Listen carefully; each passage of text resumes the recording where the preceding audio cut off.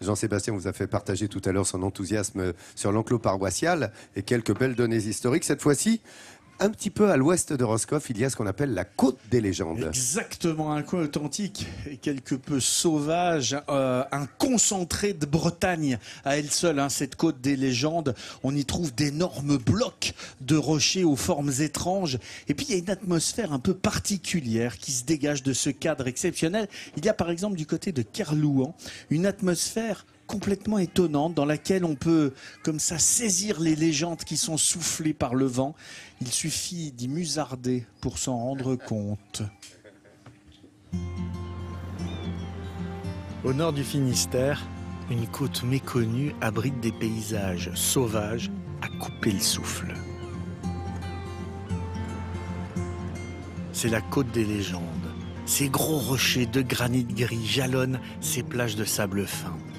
Et bien sûr, avec un panorama pareil, les randonneurs sont légion. Et on va marcher vers là-bas. 3 fois par semaine, les membres d'une association de Kerlouan organisent une randonnée le long de la côte. Ils ont beau tous être nés ici et connaître chaque recoin du littoral, ils ne se lassent jamais de cette vue splendide. Cette balade, c'est leur bol d'air hebdomadaire. Tout le temps aussi impressionné. Émerveillé. Oui. On est bien chez nous. Ce parcours, c'est aussi l'occasion de réveiller son imagination et son âme d'enfant. De la même manière que l'on regarde les nuages, on peut facilement voir dans ces rochers des visages ou des animaux. Avec très peu d'imagination, là, on voit un cavalier. C'est bon, exact. En destrier. Et il faut savoir également que tous les pêcheurs leur ont donné un nom. Ils n'avaient pas de carte, ils n'avaient pas de GPS, donc ils savaient, je suis à tel endroit, je vais pêcher à tel endroit. J'ai posé mes casiers là, etc. Des rochers magiques sur lesquels les marins pouvaient s'appuyer. Mais encore fallait-il les connaître, car cette côte des légendes est aussi périlleuse qu'elle est belle. Nombreux sont les bateaux à s'y être échoués. Un véritable piège pour les marins, mais un trésor inespéré pour les habitants. Il y a 3-4 ans ou 5 ans, il y a eu un naufrage. Il est arrivé à la côte énormément de paquets de cigarettes. Ah oui, Ah ouais. Eh bien, mais alors, il y en avait à fusion sur la côte. Eh bien, pour le lendemain matin, il n'y avait plus rien. Des histoires comme celle-ci alimentent la légende de cette côte. La plus connue d'entre elles est celle des naufrageurs de Ménéam. On raconte que par exemple certains naufrageurs prenaient des vaches, les disposaient sur la côte, mettaient des lampions ou des lanternes et les vaches en bougeant un petit peu donnaient l'impression aux bateaux qui étaient un petit peu en mer d'être sur la bonne voie et finalement les bateaux pensant aller vers Pontusval, vers le port de Pontusval, se retrouvaient sur les rochers et crac, le bateau se cassait et tout venait à la côte et on récupérait pareillement les produits. Et 2 siècles plus tard, cette légende suscite toujours le débat. On a fait des essais. Comment voulez-vous attacher une lanterne à des cornes des vaches? Et Jean-Marie qui a eu des vaches toute sa vie, il sait très bien qu'on ne peut pas. Voilà. Après, ça a été extrapolé et puis on en a fait des histoires et des légendes. Pilleur d'épave, tout le monde l'admet. Mais naufrageurs, ça n'a jamais été prouvé. Apparemment, les historiens n'ont rien trouvé de tel.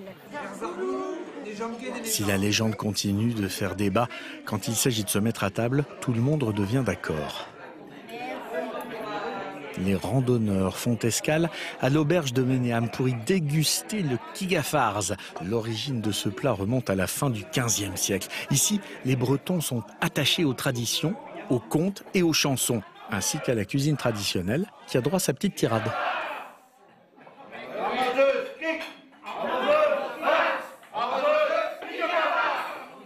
Laissons notre groupe de randonneurs profiter des bons produits régionaux. Et continuons notre découverte de cette côte des légendes avec le hameau de Ménéam, aux allures de petit village gaulois.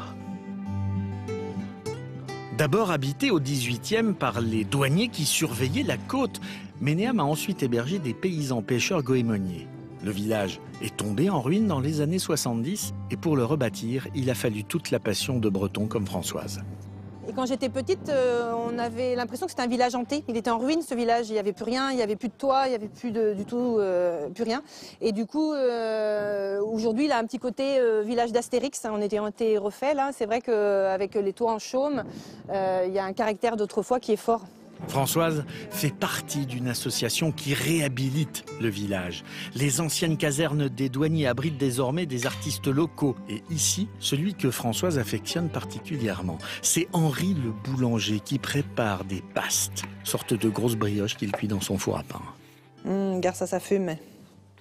Alors pour Henri, elle est meilleure le lendemain. Moi perso, je la préfère tout de suite. Moi, le jour après, il est meilleur.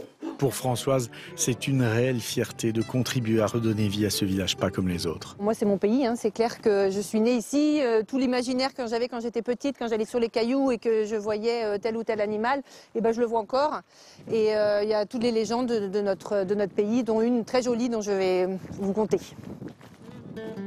Cette légende est plutôt une superstition. Une croyance des habitants qui venaient à Brignogan au pied de ce menhir baptisé le Menn-Mars, la pierre du miracle. Mais de quel miracle s'agit-il? Réponse. C'est le 4e menhir le plus haut de Bretagne. Il a été christianisé. On voit une croix là sur le côté et en haut.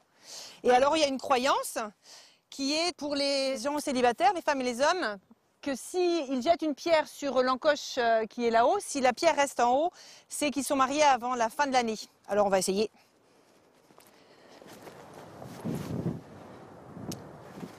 Eh ben super, ça va marcher pour moi cette année. Bon les invitations sont lancées. En tout cas, à regarder le tas de pierres sur ce menhir, on se dit que cette côte des légendes a toujours autant la cote. Dis donc, Jean-Seb, fais gaffe quand même, parce qu'elle est mariée dans l'année, j'ai l'impression que c'est pour toi. Hein. Ce qui est bien, c'est que Vincent Ferniaud, il fait pareil avec un artichaut. Oui. Il hésite entre se marier avec un artichaut et un chou-fleur. Dis donc, elle est là en plus, cas, hein, la future mariée, elle est avec nous. Sur cette commune de Kerlouan, il y a ce hameau justement, avec ce village de chaumière absolument magnifique. Ménéam, c'est un endroit complètement particulier. Et Françoise, avec tous les villageois bénévoles de l'association qu'elle a créée en 2009, elle est à l'origine de nombreuses initiatives pour animer ce village qu'elle n'a jamais quitté parce que c'est une enfant du pays.